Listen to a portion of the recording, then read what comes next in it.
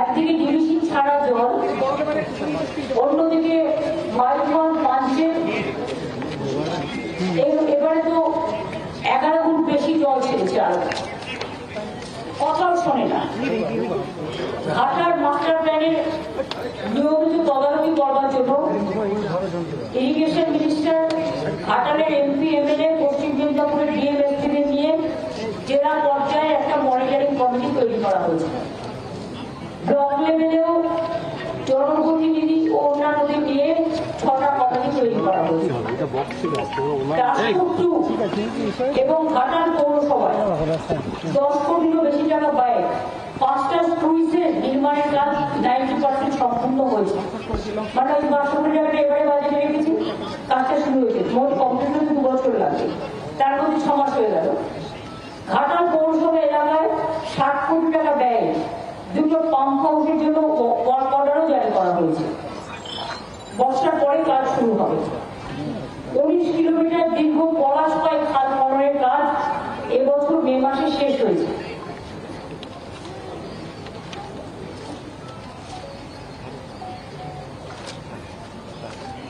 Old Kosi, ষোলাতপা খাল এবং পুরানো ষোলাতপা খাল সহ মোট 25 কিলোমিটার নদী ড্রেজিং এর জন্য অর্ডার দেওয়া হয়েছে। অন্যান্য নদী ও ড্রেজিং ও টেন্ডার প্রক্রিয়া সম্পূর্ণ হয়েছে, চূড়ান্ত পর্যায়ে আছে। ঘাটাল পুরসভা এলাকায় শিলাবতী নদীর বাম পাড়ে 3.5 কিলোমিটার দীর্ঘ গার্ডওয়াল নির্মাণের জন্য যে জমির পরিমাণ, সেটাকে যতটা জমি কমানো যায় আমরা দেখবো, আর চেষ্টা করব যে মানুষকে উচ্ছেদ না করে যদি কোনো রকম অ্যাভয়েড করে অল্টারনেটিভ কোনো রূপ বাঁচা যায়, সেই জন্য স্যাম্পল সার্ভে শুরু হয়েছে। 84টি নতুন কাজ, যেমন স্লুইস, সেতু এবং ড্রেজিং সহ অন্যান্য কাজের জন্য মাটি পরীক্ষার জরিপ এবং নকশারও কাজ চলছে। এগুলো 2025 সালের নভেম্বর মধ্যে চেষ্টা করছি, মানে বর্ষাটা না করলে তো সার্ভেগুলো হয় না, সুতরাং সেই জন্য আমরা এটা অপেক্ষা করছি। এছাড়াও একটা কথা আমি বলি যেটা হচ্ছে অনেক কৃষকের জমি বিভিন্ন জায়গায় বন্যায় ডুবে গেছে, আলু চাষি, পাট চাষি, কিন্তু আমাদের পশ্চিমবঙ্গ সরকারের একটা ক্রপ ইন্স্যুরেন্স স্কিম আছে, যেটা প্রতি বছর যাদের জমি ডুবে যায়, কৃষকদের জমি বলুন, ধান বলুন, পাট বলুন, আলু বলুন, তাদের সবাইকে আমরা ইন্স্যুরেন্সের টাকা দিই। এবং সেই ইন্স্যুরেন্সের টাকা কিন্তু যারটা ডুবে যায় তাকে দিতে হয়, আগে তাদের দিতে হতো। এখন এই টাকাটা, পুরো শস্য বীমার টাকাটা আমাদের রাজ্য সরকার বহন করে। ফলে একটু জল কমে গেলে যে মাঠে জল জমে আছে বা ধান শস্য নষ্ট হয়েছে বা আলু বলুন, পাটও ইনক্লুড করা হয়েছে, সেখানে এগ্রিকালচার ডিপার্টমেন্ট তারা সার্ভে করে ইতিমধ্যে দেওয়া শুরু হয়েছে অনেক জায়গায়, যেখানে সম্ভব, যেখানে জলের জন্য এখন সম্ভব নয়, মাঠটাগুলো ডুবে আছে, জলের পরিমাণ কমলে সেটা সার্ভে হবে এবং তারা ক্রপ ইন্স্যুরেন্স পাবে। আমি চাষি ভাইদের বলবো, চিন্তা করার কোনো কারণ নেই, সরকার আপনাদের সাথে সবসময় আছে, পাশে থাকবে। কারণ দুর্যোগ একটা শব্দ শুনলে সবাই ভয় পায়, কিন্তু কিছু কিছু অঞ্চল আছে, আর বাংলা সবচেয়ে বেশি দুর্যোগে ক্ষতিগ্রস্ত হয়। দুর্যোগের মধ্যে দিয়ে মানুষের যেমন দুর্ভোগ হয়, আমাদের সরকারি কোষাগারও প্রায় শূন্য হয়ে যায়। আগে ফ্লাড এফেক্টেড এরিয়ায় কেন্দ্রীয় সরকার টাকা দিত, গঙ্গা অ্যাকশন প্ল্যানে টাকা দিত, গঙ্গার ভাঙন রোধে, নদীর ভাঙন রোধে, এখন সব বন্ধ। সবটাই আমাদের নিজেদের থেকে করতে হয়। এবং আমাদের, আপনারা জানেন, 100 দিনের কাজের টাকাও দিতে হয়, কর্মসূচি সেটাও বন্ধ।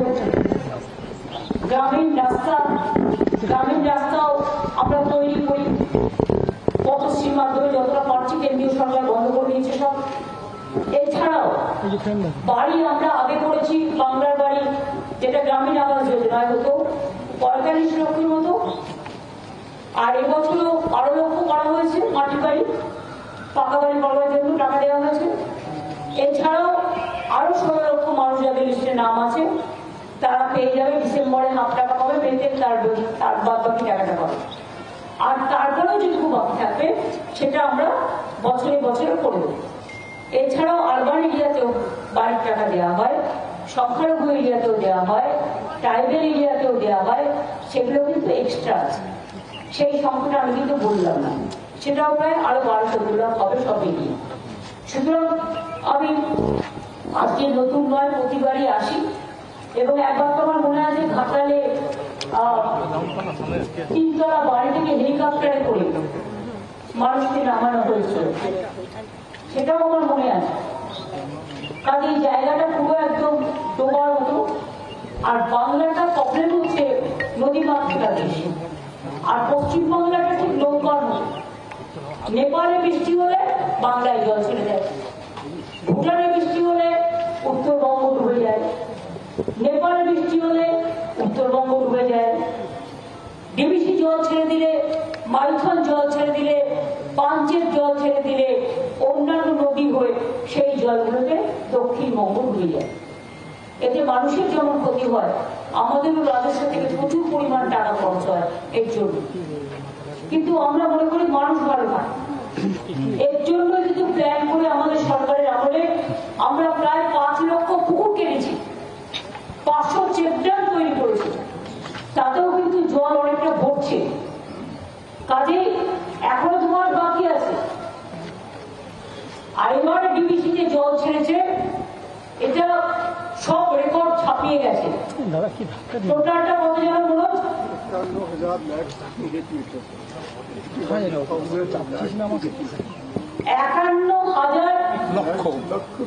51,000 লক্ষ কিউবিক মিটার জল ছেড়েছে। কেন ইমাজিন 51,000 লক্ষ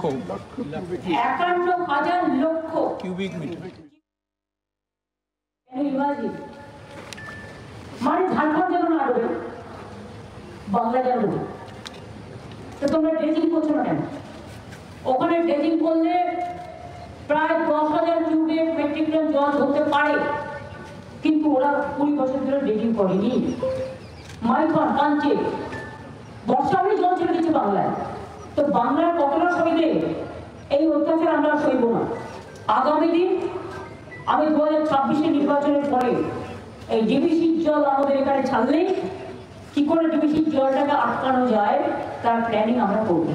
এতে টাকা লাগবে, বাট আমাদেরও দরকার হলে একটা ড্যাম করতে হবে। ওইদিকে জল ছাড়লে আমরা আমাদের ড্যামে দিয়ে আমরাও জল 15 দিনই পাস করবো। কারণ যতক্ষণ একটা কথা আছে, প্রবাদ, শিশু না কাঁদলে মা দুধ দেয় না। বলতে বলতে বলতে বলতে যখন ফেড আপ হয়ে গেছি, তখন এবার অ্যাকশন নিতে হবে। We have to wait for that. আমরা উইল প্ল্যান ফর নেক্সট, এটাই আমাদের গেম প্ল্যান। আসাম 2 রাজ্য, আসাম সরকার টাকা পায়, দিয়েছে, বিহার দিয়েছে, বাংলা তো বঞ্চিত না। বাংলা হচ্ছে সব সংখ্যা, বাংলার সাথে সবসময় বিভক্তি সুলভ আচরণ। দেখছেন তো, আমি সাথে বিদ্যাসাগরের বাড়ি ওখান দিয়ে এলাম, যিনি বাংলা ভাষার উৎপত্তি স্থল থেকে নারী শিক্ষা, মহিলা বিবাহ সবকিছুই করেছিলেন, বাল্য বিবাহ, রাজা রামমোহন রায়ের সতীদাহ সংস্কার, রবীন্দ্রনাথ ঠাকুরের জাতীয় সঙ্গীত, বঙ্কিমচন্দ্রের বন্দে মাতরম, নেতাজি সুভাষচন্দ্র বোসের জয় হিন্দ স্লোগান, মাতঙ্গিনী হাজরার পিঠামণি ব্রিজ, আগে যখন ইউনাইটেড বৃন্দাবন ছিল, তাম্রলিপ্ত সরকার, ভারতবর্ষে যখন 3টে স্বাধীন সরকার গঠিত হয়েছিল দেশ স্বাধীনের আগে, একটা ছিল বালিয়া, আর একটা ছিল সাতারা, আর একটা ছিল এই তাম্রলিপ্ত সরকার। সব ভুলে গেছে। এখন বলছে বাংলা ভাষারই নাকি কোনো অস্তিত্ব নাই, বাংলা বলে কোনো ভাষা নেই। আবার বলছে টুইট করে আমি কেন বলেছি তাই আমাকে ন্যাশনাল সিকিউরিটি অ্যাক্টে অ্যারেস্ট করা উচিত। আমি যা ইচ্ছে করে যা, আমি বলবই। আর একটা কথা হচ্ছে এসআরের নামে, স্পেশাল ডিভিশনের নামে এনআরসি করার একটা প্ল্যান চলছে। সবাই কিন্তু যার ভোটার লিস্টের নাম আছে আবার নতুন করে হবে। এমন কেউ যেন বাকি না থাকেন যে ভোটার লিস্টের নাম তুলবেন না, প্রত্যেকের নাম তুলবেন। আর যেখানে দেখবেন নাম বাদ দেওয়া হচ্ছে সেখানে কি করে নাম তোলাতে হয় আপনারা যাবেন। আমরা সম্পূর্ণভাবে আপনাদের সাথ দেব। মানুষের নাম বাদ দিয়ে তাদের বাংলাদেশ পাঠিয়ে দেওয়া আর ইন্ডিয়ান লোকেদের বাংলাদেশি বলা, যারা ভারতবর্ষে সেটেল হয়েছে, যাদের এপিক কার্ড কে করেছিল ইলেকশন কমিশন, তারা আজকে কেন হবে না? কত হাজার হাজার কোটি টাকা দিয়ে করেছো? আধার কার্ড কে করেছিল? ও government of India crore crore টাকা কি জলে ফেলে দেবে? সেই টাকাগুলো দিয়ে তো জল বন্ধ করে হয় বন্যা, সেটার জন্য কাজ করা উচিত। বাংলার আওয়াজ, বাঙালির আবেগ, জি 24 ঘন্টা।